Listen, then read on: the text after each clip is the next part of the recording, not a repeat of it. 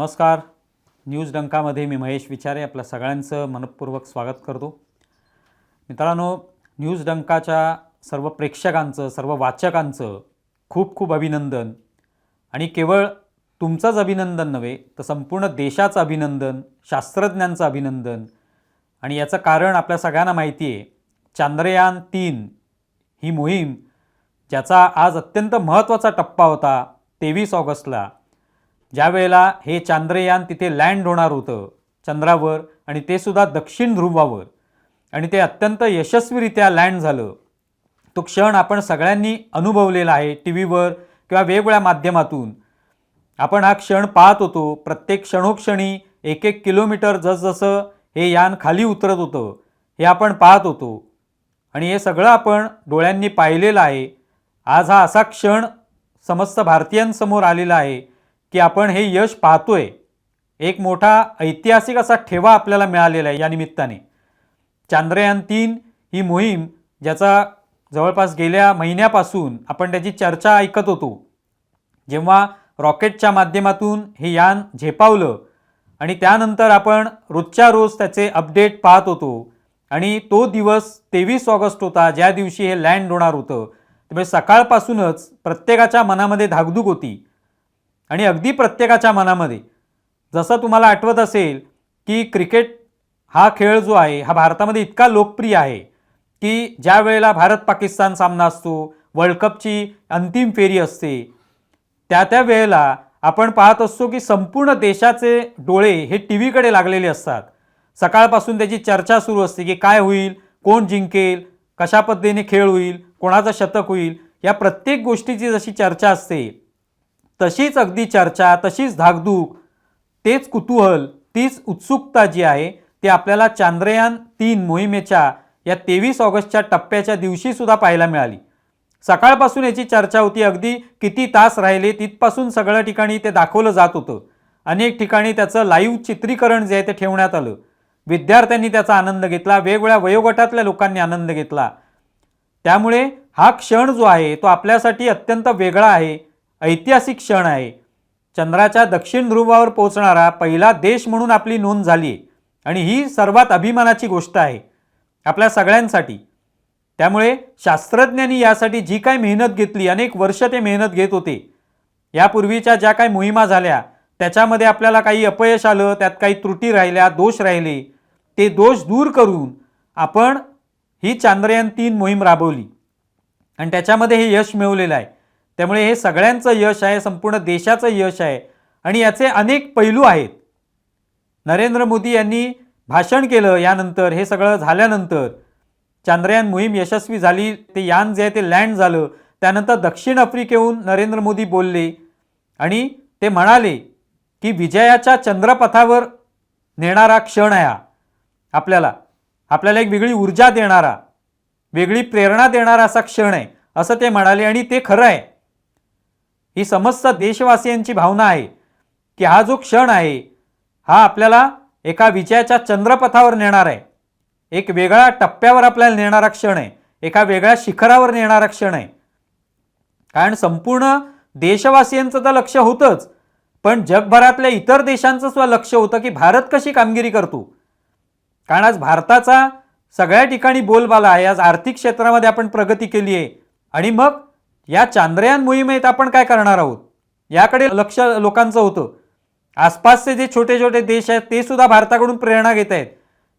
पाकिस्तानसारखं शत्रू राष्ट्र ज्याला आपण म्हणतो, ते सुद्धा, तिकडचे लोक सुद्धा आपल्याकडे डोळे लावून बसले होते की भारत काय कामगिरी करणार आणि आम्ही कधी चंद्रावर जाणार मग. तर हा विचार प्रत्येकाच्या मनात येतोय. मोठे देश सुद्धा, अमेरिका, चीन, रशिया यांनी सुद्धा चांद्र मोहिमा केलेल्या आहेत, त्यांनाही त्याच्यात यश मिळालेलं आहे.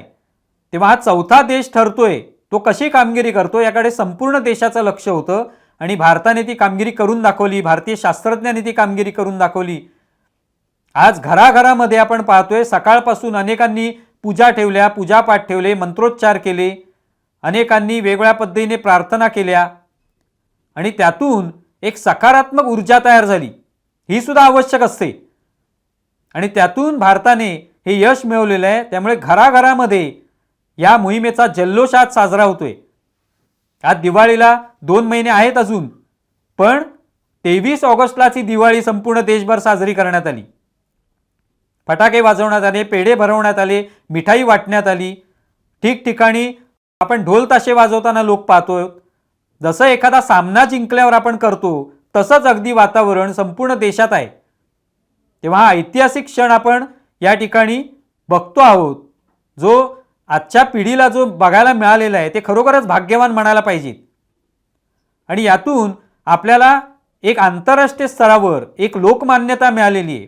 आपलं नाव त्याच्यामुळे उज्ज्वल झालेलं आहे.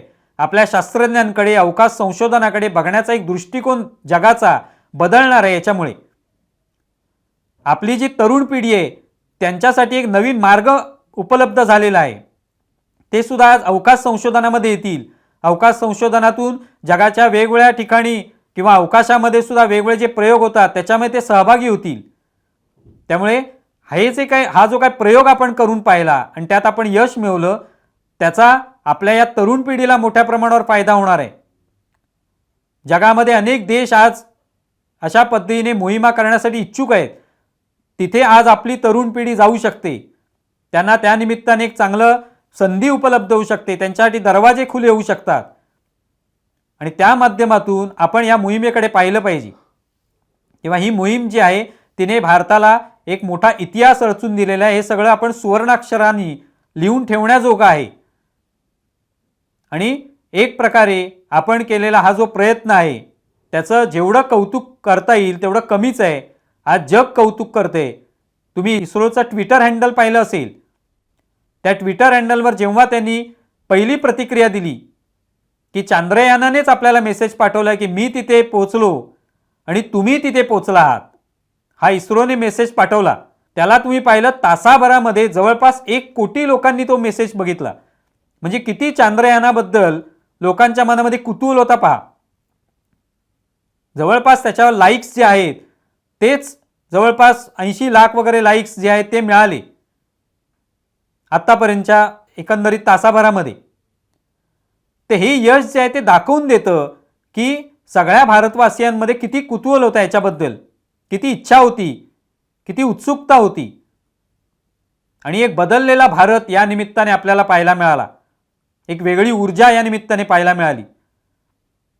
त्यामुळे आपण या सगळ्या घटनेचं, या क्षणांचं स्वागत करूया, अभिनंदन करूया सगळ्या शास्त्रज्ञांचं, सगळ्या भारतवासियांचं आणि भारताचं या निमित्ताने कौतुक करणाऱ्या सगळ्या लोकांचं, सगळे जे कोणी पाठीशी होते त्या सगळ्यांचं अभिनंदन करूया आणि या क्षणाचा आनंद घेऊया. हा इतिहास जो आहे तो पुढच्या पिढ्यांना आपण त्यांना पाहता येईल, त्यांना ऐकवता येईल, जेणेकरून त्यासुद्धा पिढ्या याच्यातून प्रेरणा घेतील, अनेक देश याच्यातून प्रेरणा घेतील अशी अपेक्षा करूया.